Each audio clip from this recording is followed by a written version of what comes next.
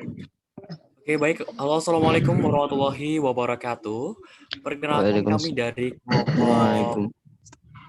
kami dari kelompok 6 maksudnya akan mempresentasikan hasil diskusi kami mengenai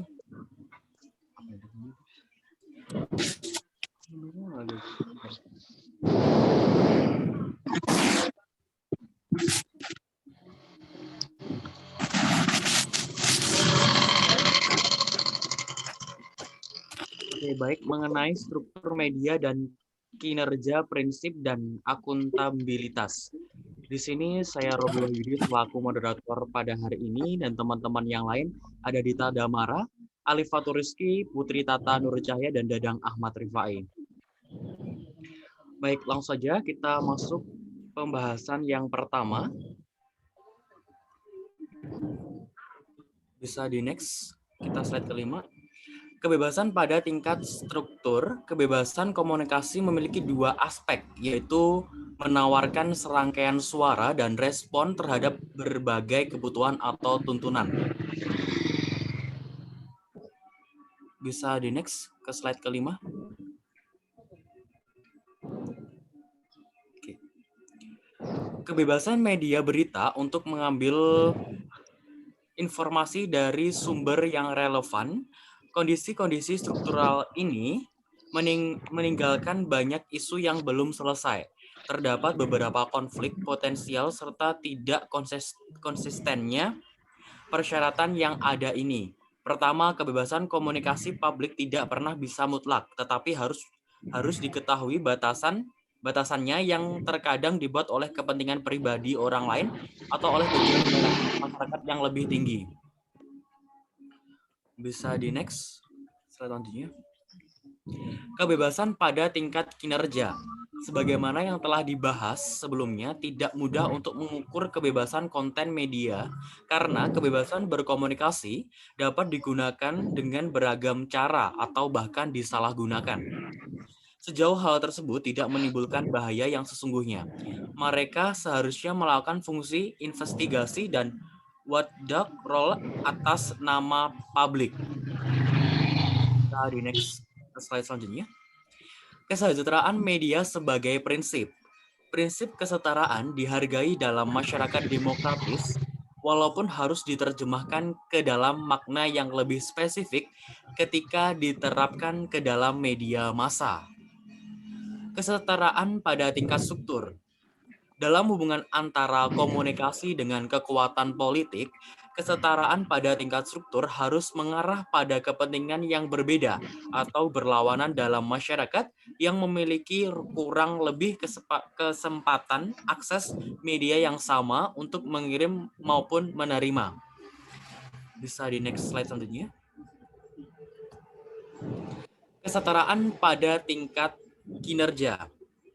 Kesetaraan berarti bahwa tidak ada keutamaan khusus yang diberikan oleh media kepada pemilik kekuasaan dan bahwa akses kepada media harus diberikan kepada kompetitor, bisnis, dan secara umum kepada opini, perspektif, ataupun klaim yang berlawanan atau menyimpang, sebagaimana posisi yang mapan.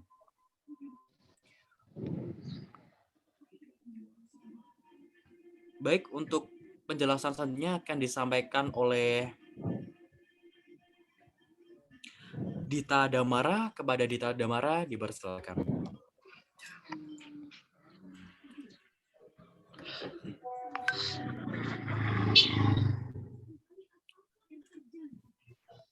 Selanjutnya adalah keragaman media sebagai prinsip.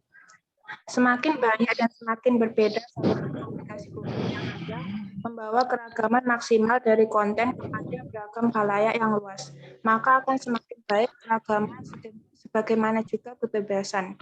Memiliki konten yang netral. Meskipun demikian, terserah pada masyarakat untuk memutuskan nilai mana yang harus dianut sistem media, misalnya etnisitas, politis, atau agama, dan sebagainya.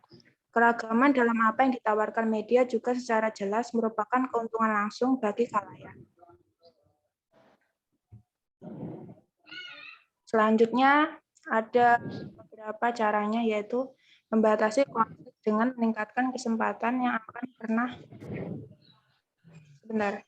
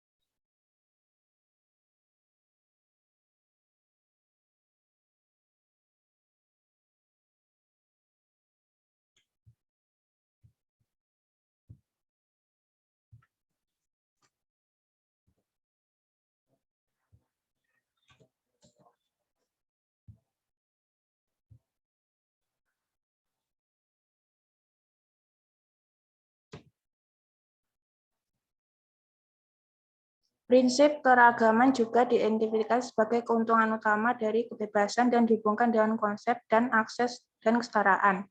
Keuntungan publik yang utama yang diharapkan dari keragaman yang pertama, membuka jalan bagi perubahan sosial dan budaya, terutama jika mengambil bentuk memberikan akses kepada suara baru yang lemah atau marginal. Yang kedua, menyediakan pengecekan terhadap penyalahgunaan kebebasan, misalnya jika pasar bebas mengarah pada konsentrasi kepemilikan. Yang ketiga, memungkinkan minoritas untuk memelihara keberadaan mereka yang terpisah di dalam masyarakat yang lebih luas.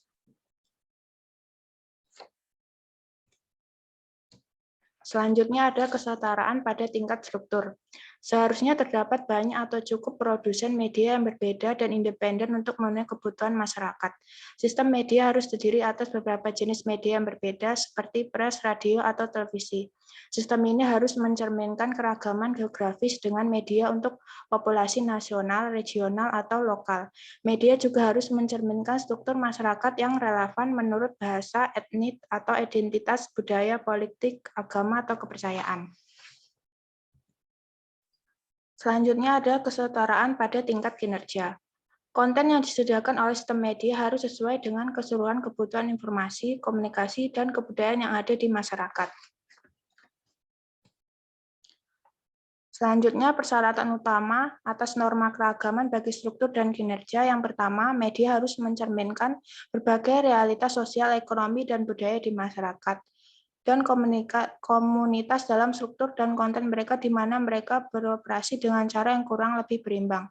Yang kedua, media harus menawarkan kesempatan yang kurang lebih sama kepada suara dari beragam minoritas sosial dan budaya yang menjadi bagian dari masyarakat.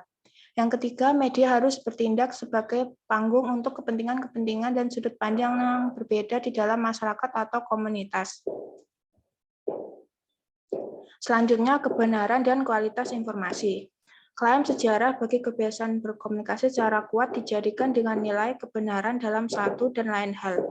Argumen-argumen utama dalam memiliki struktur media dapat membantu memproduksi informasi berkualitas tinggi dan kebenaran. Selanjutnya adalah konsep objektivitas. Objektivitas adalah bentuk untuk tertentu dari produktivitas media dan juga merupakan sikap tertentu dari tugas pengumpulan, pengolahan, dan penyebaran informasi.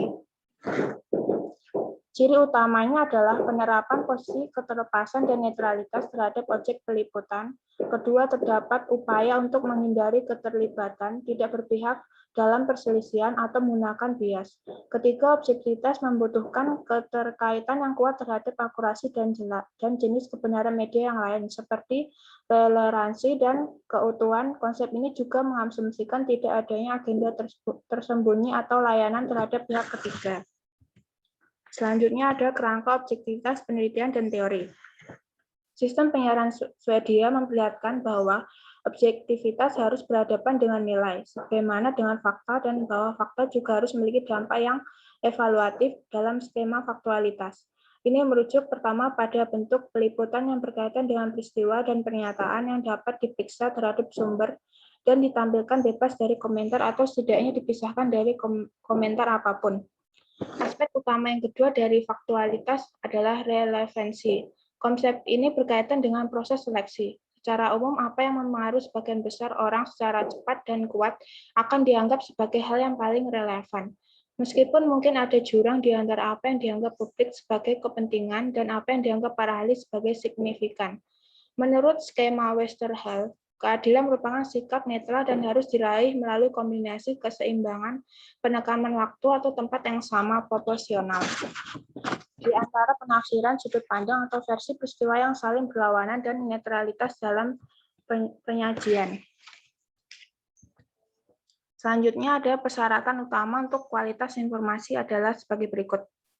Yang pertama, media massa harus menyediakan pasokan yang menyeluruh atas berita yang relevan serta latar belakang informasi mengenai peristiwa yang terjadi di masyarakat dan di sekeliling dunia. Yang kedua, informasi harus objektif dalam artian memiliki banyak faktual, akurat, jujur, utuh, dan jujur terhadap realitas dan dapat diandalkan dalam artian dapat diperiksa dan memisahkan antara fakta dengan opini.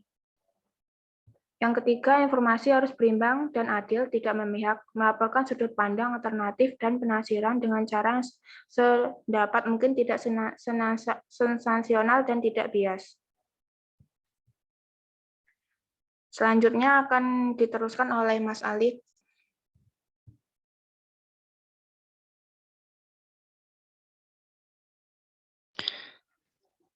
Oke, tatanan sosial dan solidaritas. Komunikasi merupakan sebuah kebutuhan utama bagi masyarakat, terutama untuk melakukan kehidupan ke depannya. Akan tetapi, tatanan sosial dan solidaritas di dalam masyarakat juga menjadi salah satu faktor yang mempengaruhi agar sebuah komunikasi dapat terjadi dan terjalin dengan baik. Kriteria normatif yang termasuk dalam topik ini adalah kriteria yang berhubungan dengan integrasi dan keselarasan masyarakat. Sedangkan di dalam suatu media umumnya, masyarakat pluralistik tidak dapat mendominasi sebuah media. Contohnya seperti masyarakat Jawa yang tidak dapat terlalu mendominasi sebuah media, terutama media masyarakat Sunda. Begitu pula sebaliknya. Sebuah konsep keteraturan yang digunakan suatu media terbukti ampuh untuk menjaga keberagaman pada suatu sistem simbolik, baik agama, budaya, adat, dan lain sebagainya. Untuk merangkum serangkaian sudut pandang normatif yang beragam terkait dengan tatanan sosial, yang pertama, dapat dalam kaitannya dengan publik relevan yang mereka layani. Atau yang kedua, media dapat berkontribusi pada integrasi sosial dengan lebih memperhatikan kelompok-kelompok dan individu yang lemah atau kurang beruntung. Yang ketiga, media tidak boleh meremehkan kekuatan hukum dan keteraturan dengan mendorong atau secara simbolik mendukung kriminalitas atau kekacauan sosial. Yang keempat adalah dalam keterkaitannya dengan keamanan nasional. Misalnya ancaman perang subversif asing atau terorisme.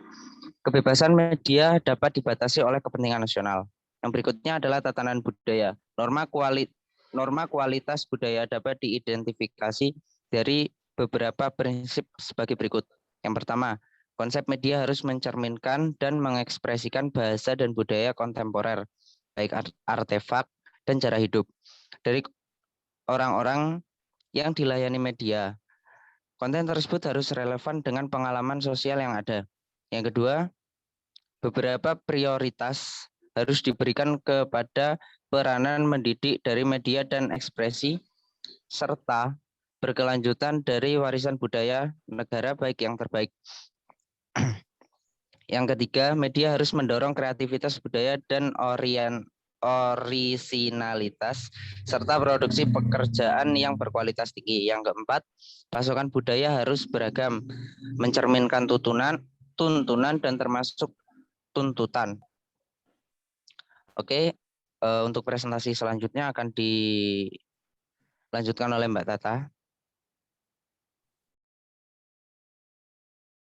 Untuk makna akuntabilitas, karena tidak mudah untuk mendefinisikan akuntabilitas dalam artian yang utuh, di sini Ventab memberikan pendapatnya, yaitu yang pertama adalah kondisi pemberian penilaian atas tindakan seseorang, baik kepada publik secara langsung maupun melalui otoritas publik.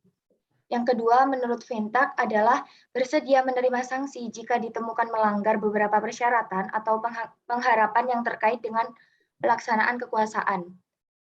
Nah, untuk Pritchard sendiri menuliskan bahwa esensi akuntabilitas terletak dalam proses penamaan, penyalahan, dan pengakuan.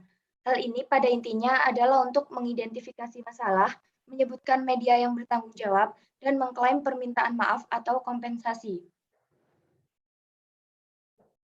Karena kompleksitas dan sensitivitas isu yang muncul agar konsisten dengan prinsip inti dari teori normatif, proses akuntabilitas media harus memenuhi 4 kriteria umum. Yang pertama adalah mereka harus menghargai hak-hak kebebasan publikasi. Yang kedua adalah mereka harus menghindari atau membatasi keburukan yang muncul dari publikasi terhadap individu sebagaimana terhadap masyarakat. Yang ketiga adalah mereka harus mempromosikan aspek positif publikasi alih-alih hanya sekadar membatasi. Yang terakhir adalah mereka harus terbuka dan transparan. Nah, kriteria pertama dari keempat kriteria tersebut mencerminkan keutamaan dari persyaratan kebebasan berekspresi dalam demokrasi. Kriteria kedua menyatakan bahwa kewajiban terhadap masyarakat merupakan kewajiban pertama untuk individu yang memiliki hak-hak, kebutuhan, dan kepentingan. Kriteria ketiga menekankan pada dialog dan interaksi antara media dengan lembaga lain di masyarakat. Kriteria keempat menyatakan bahwa kontrol internal oleh media tidaklah cukup, maka mereka harus terbuka dan transparan. Nah, untuk pernyataan Hodges,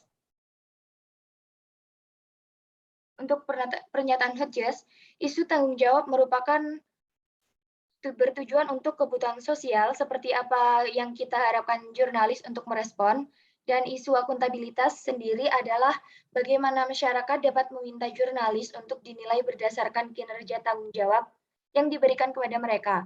Tanggung jawab berkaitan dengan penggambaran perilaku yang layak, dan akuntabilitas inilah yang melakukannya. Next. Dua model alternatif akuntabilitas. Di sini ada dua model. Yang pertama adalah model liability.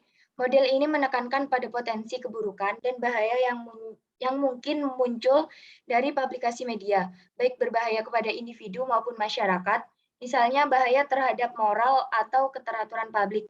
Tindakan yang dilakukan menurut model ini melibatkan penalti material yang dipaksa oleh hukum publik atau pribadi. Nah, untuk yang kedua adalah model answerability atau kemampujawaban, yang merupakan bentuk yang non-konfrontasional dan menekankan pada perdebatan, negosiasi, kesukarelaan, dan dialog sebagai alat yang terbaik untuk menjembatani perbedaan yang muncul antara media dan kritik terhadap media atau yang dipengaruhi oleh mereka. Nah, untuk yang selanjutnya bisa dijelaskan oleh Mas Deda. Oke, jalur dan hubungan akuntabilitas. Yang pertama, tingkatan pertama melibatkan serangkaian kontrol di dalam media seperti tindakan publikasi yang spesifik, misalnya artikel berita atau program televisi, dapat menjadi tanggung jawab dari organisasi media dan pemiliknya. Terdapat tekanan antara kebebasan dan tanggung jawab di dalam lingkup media yang terlalu sering diselesaikan dengan cara yang menguntungkan bagi pemilik media. Dalam kasus apapun, kita tidak dapat bergantung pada kontrol internal atau manajemen untuk memuaskan kebutuhan sosial yang luas akan akuntabilitas. Kemudian eksternal. Hubungan eksternal atau antara media dan pihak-pihak yang dipengaruhi atau yang berkepentingan dengan publikasi. Antara hubungan ini sangat beragam dan saling tindih. Next.